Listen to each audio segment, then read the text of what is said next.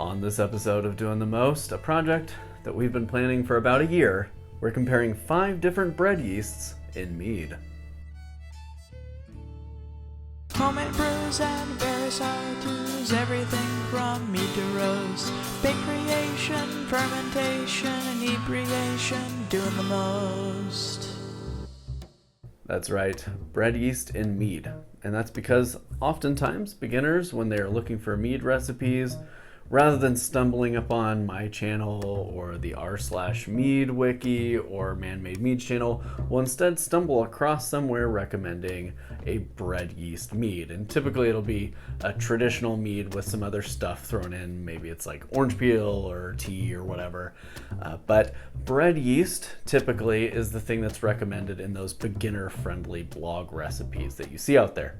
And I've always poo-pooed it, and I've always caught flack here and there for doing so. And personally, I've never made mead with bread yeast, so it felt like I should test it out in order to know what I'm making fun of here and there. And so I thought the best way of doing that would be to go on Amazon and find the 5 most accessible bread yeasts I could order, just directly from Amazon, things that would probably be available in the baking aisle in your local grocery store, mix up one big mead, and try them all out. And so that's what I did. For this mead, I used a volcano honey that was sent in by a subscriber, and I put a whole bunch of that, about 13 pounds, into a 5-gallon carboy and mixed it all up as one big 5-gallon batch. Once everything was mixed thoroughly, I incrementally racked it into 5 different 1-gallon carboys, making sure to have a dance party during that time, and the starting gravity on all of those was 1.102. And so the community suggested that I do a TOSNA nutrient schedule for this, and so I did. So here I rehydrated my yeasts with GoFirm. After about 10 to 15 minutes, I put them all in, and then I did a staggered nutrient addition of FerMade-O. To make sure I had all the science done on this that I could, I took gravity readings every day at the same time of day and tracked all of them until they finished out. And each one of these finished at exactly 1.000. Not slightly over, not slightly under, right at 1.000. So I was really happy with the results on that. So then I just let them age for a really long time. This ended up going about 8 months of aging before I bottled, and then I let them sit in the bottles for about a month before I decided to taste them with my friend Garrett from the channel Man-Made Mead. So that's what you've got. It's 5 1-gallon batches, each made with a very consumer available bread yeast, including Red Star and Fleischmann. And this is gonna be kind of a long video. So I want to prepare you. I know you've already probably looked at the duration of this video and thought, what? How possibly can this video be that long? But Garrett and I tried to do a really thorough and thoughtful tasting on each of these 5 meads. And so as I was starting to edit the video, I realized I didn't really want to cut a lot out other than slurping noises and pregnant pauses. I really wanted to include most of our commentary on what we saw and smelled and tasted, because I did want this to be a really thorough video. I didn't want it to feel flippant or like I was making a joke out of it, but I really wanted to put these yeasts to the test. And so I'm including most of our tasting notes and commentary in this video. So buckle up, maybe pour yourself a glass or 2 of mead, and I hope you enjoy this very exhaustive deep dive into bread yeast mead.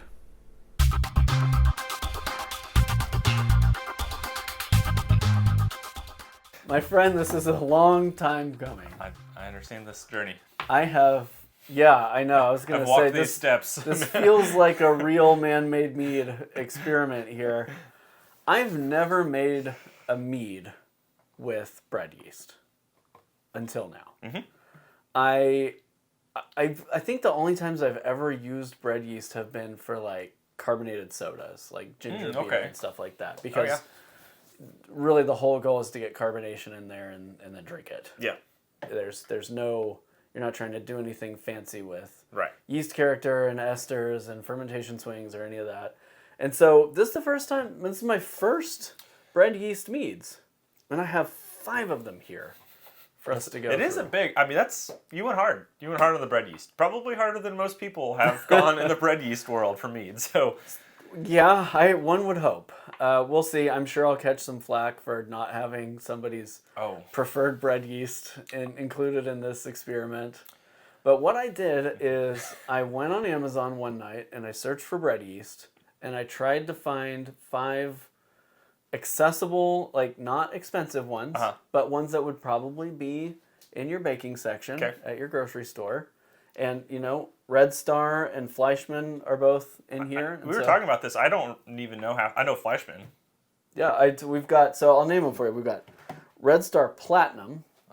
Oh, Red Star has 2 of them? Regular Red Star. Whoa, okay. Yeah. One in a mill. Get it? Mill, like a grain mill. Baker's Corner and Fleischmann Fast Acting. So I think the one that I don't have that people will probably ask about is just like regular Fleischmann, not the fast acting yeast, but odds are they're basically the same thing. So Well, actually, we've got 5 here. Yeah, I'm prepared to just not read the comments. So what we have here is 5 different meads. They were all made the same way. Okay. I asked on my YouTube community page if I should use any nutrient or if I should use raisins or if I should do Tosna, and people said to do it right, you need to do Tosna because that's going to do them justice and you're not going to have any variability. I really wanted to do raisins, even though raisins are not nutrients, but I wanted to do raisins because that's what most people are doing when they're using bread yeast, right? Yes. Yeah. Usually, if you're using Tosna, you've graduated from Bread Yeast Academy. One would hope. One would hope at this point. So we've got 5 here. We are not going to do this scientifically because I don't have time for that, honestly. Like, I've done the science with these. So I tracked these. I'll show you at the end. I've tracked them every single day until they finished, and they all finished. You've taken gravity readings? Mm-hmm. Ooh. They finished. Every one of them finished at 1.000. Yep. None went below. Okay. They all finished. They all made it across the finish line. Okay. I didn't do any back sweetening. I didn't do any adjustments. It's literally honey, water, yeast. Okay. And Tosna. So what I think we should do is just taste through them one by one, make some commentary about which ones we prefer. Okay. And then we'll talk about what the kinetics of fermentation looked like, which ones finished first, last, which ones went really fast, which ones went really slow, that sort of thing. But the goal here is 2-part. It's twofold. Is there a significant difference, mead to mead? Okay. Or is bread yeast just yeast? Yes. Okay. And is there one that really performed super well, that made a really tasty mead that maybe we should look into further? Okay. Okay. I'm all about it. Let's do it. Is there any one you want to start with specifically? I feel like ceremonially, Fleischmann is where we should go start first. there. Let's start there. Okay. Whatever is most accessible for people. All right. First up, Fleischmann's fast acting yeast. I'm getting like an orangey, like a I'll have to go back and look. cranberry, Maybe you're getting some orange esters out of Fleischmann's. It smells like honey. You're right. It's got some fruity notes in there. I don't know that I pick up citrus. I don't know. Maybe my nose is messed up, but that's what I picked up. A little boozy. A little boozy. It's very thin. Yeah. There's not really any tannin. Acidity's there. Not really there. It's kind of like a back end. Not something I really enjoy. Yeah, I'm trying to decide if that is youth or if it's like a breadiness. It's got like a... That's another thing I should mention. I didn't use any fining agents or anything either. Okay. I didn't even cold crash these. These have just been sitting around and dropped clear on their own. It tastes like 10 minutes after like a Werther's original. Like you, yeah, I can see that. It's like a little buttery. Yeah. Yeah. You know, here's one thing I will say. The aftertaste is kind of not my favorite thing, but this is better than a lot of commercial traditional mead I've had. Yeah, no, it's not bad by any means. It does have some little bit of a funk that I can't put my finger on, but it's not like we've had some really Real bad stuff. Yeah. There's a slight perceptible sweetness in there. How old were these at this point, did you say? Almost 9 months. Interesting. What ABV, roughly? I'll put it on the screen. It started at, I think, 1.102. Okay, so we're like 13. Yeah. Yeah, I mean, it's a typical traditional... So, yeah, I mean, that's going to need some time. Okay. I'm ready for my next experience. You're right that there's not a lot of complexity. And part of that is because there was no you're not balancing. Yeah. No acid, no tannin. It does have no sweetness. like a similar taste to what, like, my first couple meads I made, like, tasting them 4 or 5 years later, and they just started to develop this kind of funk. Like, I don't know if maybe the shelf life goes faster with bread yeast. I wonder if there's a world where, like, bread yeast should be, the mead should be had quicker. This was honey that was sent to me by a subscriber. Okay. Interesting. And so that honey does have kind of a citrusy, nutty, wildflowery. That would make sense, because I was picking up some of that, like... It's a very neutral honey, but it's got like little pops of things. Because it's technically a wildflower honey. But it's flowers that grow up in this like really interesting soil on the side of a volcano. So this is Red Star. This one feels less fragrant to me than the previous. Well, I say that, and I got my nose closer. I smell honey on the nose. Yeah, I smell honey. Just looking for a difference. I don't really get a big difference. I do feel like maybe it is a little harder to get an aroma, but also you can do the little swirly cover, cover swirl. It's there. Oh yeah. You really picked up that Red Star aromatic. It smells like a traditional. I think it smells, the aromatics have more depth. There's more base notes in here versus the first one. Yeah. All right, let's get in there. It's got some acid to it. Yeah, it's got some real pithy, peely side. Yeah. It's grittier. Like if you bit into an orange, but you didn't peel the skin. You just kind of went, like apple style. It's got that. Yeah. I taste more acidity in here That's odd. Versus our first one. But it's not like a... I don't want to say that it's like a soured kind of effect. It's it's not like citric acid or malic acid. It's not No. It's not vinegar. It just has more of a bite to it. And it keeps going up. I feel like most of the time your acid like kind of washes and you're like, it is dissipating with the rest of the flavors, and this is like, here we go. Woo. Taking off. So far this is not my favorite. That would probably benefit from a heavy-handed back sweetening. Oh yeah. For sure. At that point, you might have something that you prefer better because of that acid note in there. Yeah. But as a dry yeast, traditional... Oh, yeah, and I feel like if you're talking any yeast contribution in there, I don't know what they contributed, but it was not as pleasant as I want. All right, so let's go on. We have 2 Red Stars in here. Oh, great. This is Red Star Platinum. Ooh, I have high expectations. So this one was interesting because this was really, really foamy. Like, you know how some yeasts are high foaming yeasts and you get like a big krausen on it? It's the platinum. This one, within like an hour, had just all this foam. It blew out through. This was the only one I had to put a blow off tube on. Interesting. But I'm gonna hold off on saying don't tell me anything more. else Don't give from me- there. Don't give me any more. Red Star Platinum.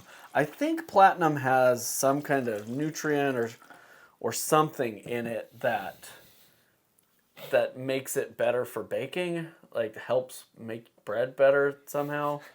I think it's got additives in it. I just imagine that on like the website for Red Star Platinum, makes bread bake better. That's all it says. I think that's why you would buy platinum versus regular, right? This has the same kind of nose as the first one. or the other. Yeah, I was gonna say Red Star one. I feel like these two are the same. This one definitely has a fruitier, more. The first one has a fruitier, more honey aromatic. Like there has been honey retained. Honey aroma. That's what I'm saying. Aroma. Silicone Don't eat gel it. packet. Don't eat that. All right, I'm going All in. right, let's get in there. Similar acid profile to that one. Yeah. It's very. There's not a lot to love about it. There's not anything that I really hate about it. Again, it could benefit from some back sweetening. Yes, I do. I think that the bringing back honey character probably would. You could get away with a lot when it comes to bread yeast, and I think a lot of people do get away with with things with bread yeast. Only because like we can do it with anything though. Yeah, we've done that. Like I think we had something one time that tasted pretty terrible, and I back sweetened it enough, and you're like, oh, that's like significantly better. Yeah, And it like originally tasted like just wild. Balancing can do wonders, and you know you got to think like if somebody's using bread yeast, there's a high likelihood that they're doing something with fruit, right? And fruit's going to cover up some of these flaws because you're going to associate acidity with fruit. Yeah. If I'm ranking thus far, I think this one's got the same like pithy acidity, but it's not as punch me in the face. I don't feel like I'm being grabbed and shook. Yeah. Yeah, I guess, yeah, I would rank Platinum higher than regular Red Star. Yeah. I guess. All right. Let's go with 1 in a mill. 1 in a mill. I sure hope this is the best one. That'd be pretty good. It had the nicest label. Because it'd just be so fun to say. This one's 1 in a mill. It's 1 in a mill. Not a sponsor, by the way. No. God, no. You're like, what are you doing with our yeast? You're doing what? You're wasting honey? Okay. Well, colors have been consistent, I feel like. Yeah. It's that same dark. I don't know that is going to change too much. This was very reminiscent of the first one to me. Yeah, it's got some of that butterscotchy kind of aromatic in there. Definitely. You like immediately get hit with that kind of caramely, warmy. Ooh, and then this like weird dip. That's the best one so far. Oh yeah. It's pretty smooth. But it's big florals on the back end. Like you can tell that's a dry mead just on the exhale. But it's not like dry and alcoholic, which is like, you get that, you still get the honey, which is kind of nice there. I do think it retains some of that, a lot of the honey character, which is there. It's got a little bit of that pithy acid thing that we experienced with the Red Star yeasts, but it's not overboard. No. It's enough that it kind of grabs your tongue. Yeah. And lets you know it's there. And I think this one with some honey to back sweet would be really, really nice, actually. That is what's interesting. It must be the honey. Just the acidity found in that honey and the whatever, all the science there. Well, and it could be additives that are in these yeasts, if they've that's got true. leavening agents or nutrients or whatever that are in that packet. I thought about that, yeah. That might contribute some acidity, too. Yeah, I definitely think of 4 so far, 1 in a mill is 1 in a mill so far is the best. Actually, I don't dislike it. No. Okay, ready to go to our final Baker's Corner. All right. This one makes no bones about it. It is a baking yeast. It says, do not use to brew on the back. From the Baker's Corner. I'm so delighted that I'm going to have this video project complete. Yeah. This has been long time. Such a beast. Okay, Baker's Corner. Baker's Corner. Ooh, way different nose, I think, than all of them so far. I'm having to dig deep. Yeah, I think get it's the nose on this one. Do my it's definitely swirly, more mild. swirly cover method. I learned this from Chef or somebody who Oh yeah, Stampede. I get some of that caramel note again. Yeah, I get when you really do the thing. Yeah. You're getting a lot of. I get a lot of that acidity, pithy. And then some of that is bright. And also, I mean, I feel like we're discounting the fact you can also smell alcohol aromas sometimes. Like you can get that perceived, not perceived. I don't get Actuality. a lot of honey character on the nose though. Mm-mm. It's mostly the like you said, the fruitiness and that caramel note, but I'm not smelling like that honey bear thing that you look for sometimes on the nose of a traditional. I will say these are surprisingly clear.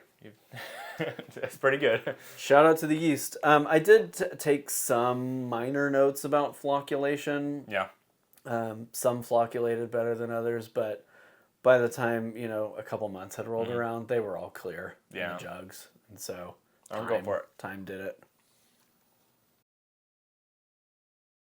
Ooh, that first initial hit was not unpleasant.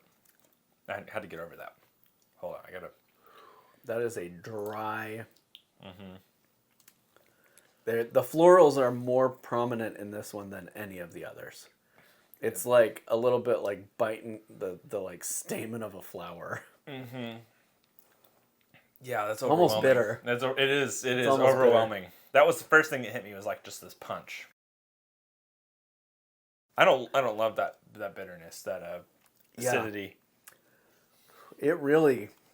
It's jarring. It dries out the center of your tongue. As well as execution goes, though, I think this is one of the better executed ones. If we're not talking about balancing. Yeah. Like, I think some sweetness and a little pop of acid would help this one a lot. But the two Red Star ones are almost undrinkable. No. Yeah, those two. Red Star's not great. This one, I don't know. I'm not putting it as high. This is third in my mind. Interesting. And I would say, I agree with what you're saying, but I do think just the front runner for me is, I got to remember what they are, 1 in a mill. Then it goes over to the FLEISCHMAN'S fast acting, and then this one. Okay. I'm close. I think 1 in a mill was the best. I would put Baker's Corner as second, and FLEISCHMANN as third. And I would rank the Red Star ones pretty similarly. Yeah. They were very similar tasting. Yeah. But probably Platinum was better than regular Red Star. Yeah. Just marginally. I see what you're saying. None of these were particularly great. No. But then again, none of these had been balanced either. And so it is hard to judge that, but trying to back sweeten and acid tannin balance all of these would have been a real exercise. Fix a lot of overall though, that just to note, that can fix a lot of things. Yes. But if we're just if we're a beginner, and walked into the grocery store aisle and we were choosing a yeast, at least for this traditional, you and I agree. 1 in a mill is probably the best baker's yeast for this. And I think with some balancing, any of our top 3 could be made into palatable table traditionals. Right. Yeah, and if you're a beginner watching this, I mean, he's done a big video on balancing. That is a game changer for your mead making. You will be way more pleased with your product. Yeah. If you just learn it's small stuff. It's really not huge, and it'll really help you be more happy with what you do. Waste less money. That's waste less money, waste less honey. Okay, so real quick notes on this. So I took, like I said, the gravities every single day until they each finished. Okay. The first one to finish was 1 in a mill. It finished in 8 days. Wild. That's wild because it doesn't. I guess it's had more time to age, but I don't know. Interesting. It finished the entirety of fermentation in 8 days. FLEISCHMANN and Baker's Corner both finished at 10 days. Okay. Red Star, just the regular active dry, finished at 12 days. And Platinum, the one that took off the most aggressively, took 15 days. Nearly twice as long. Took its sweet time. as 1 in a mill. And so, interestingly, it feels like the ones that finished quicker had the better flavors versus the ones that took longer to finish. So what I'd like to do is, we might need to you want to grab a couple more glasses, 4 glasses. What I'd love to do is take 1 in a mill. So 1 in a mill and Red Star's Platinum and do side by sides Okay. on these. So there's 1 in a mill. Okay. There's platinum. I don't know. Platinum. And just like, just a quick, like, 8 days versus 15 days. The one in the mill is by far a superior mead. Oh gosh, that hurt me for a second there. I felt my body almost like... Yeah. You're seeing yourself from above. No, definitely. One in the mill. One. There's some perceived yeah. sweetness there, especially in a direct one-on-one. This tastes good, and this tastes bad. I do think, obviously, there's a difference between bread yeasts here and... Would you say that yeast is not just yeast? I would experiment? for sure say that yeast is not just yeast in this and many other experiments. But yeah, I think bread yeast is usable if you have the tools to do more with it. I think at its base value, bread yeast is not going to deliver the product with as little work. Yeah, I would agree. I would also say that some of these meads were pretty bad. Yeah. Oh no, these are. And so there is only so much that balancing can fix, and especially when you have a traditional that is incredibly acidic, like the first Red Star we tried.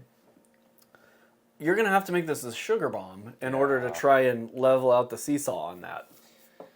And most people are probably not going to get the one in a mill. People are going to go find the Reds or the FLEISCHMAN'S. FLEISCHMAN'S is everywhere. I mean, that is like what you're going to find, and it was okay.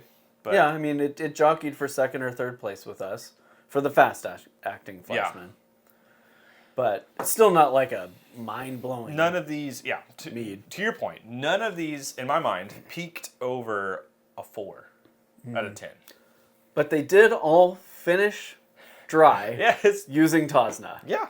And so, you do see that criticism of bread yeast that, well, it doesn't always finish, and you see some recipes that count on that. Yeah. Count on it not finishing, right? And so with proper nutrition, they all did finish. Yes. Some took longer than others, but they were at 15 days, they were all done. And so it's only 2 weeks. That's not bad. Yeah. If you know what you're doing, I think you can make it somewhat work. Yeah. This is Man-Made Mead. If you're researching mead stuff on YouTube, you've probably seen his channel. If not, go subscribe. But he has done innumerable yeast experiments, one-on-ones, and whole tournament brackets of yeast. I mean, I got a 20 yeast video. Probably not when this comes out, unless you're posting way later in life. But 20 different wine yeasts in one recipe. So that will be out in the future. So absolutely subscribe and check out his channel. Yeast, man. Who would have thought that this little microorganism could be so controversial? I think yeast have personalities. I think that's what we've learned today. Yeah. Well, and they can, under the exact same circumstances, they can perform so dramatically differently. Yeah. In ways that are either complementary to your honey or really detract from, in this case, a pretty nice, hard to get honey. And so you do want to be careful with your yeast choice depending on what you're brewing. Well, thank you for your help with this. Of course. Happy to help. We've been talking about this one for a long time. Yeah. I'm glad we were I've been pestering him because he was like, I need to get this eventually. And I was like, hey, I'd like to be a part of this. So maybe we go ahead and do it. Yeah. So it's finally here. These are our results, and I'll put that screenshot of the chart of the gravities on the screen so you can see how they finished out. And again, we found that the ones that finished faster tended to have a better flavor. Oddly enough, I feel like sometimes it's not always that case. It's interesting. Maybe it was stress. Maybe it was yeast stress, like taking it to the finish line that they're throwing off some weird stuff. I don't know. We don't know. We don't have a lab, so feel free to do your own research. Until next time, happy brewing. Cheers.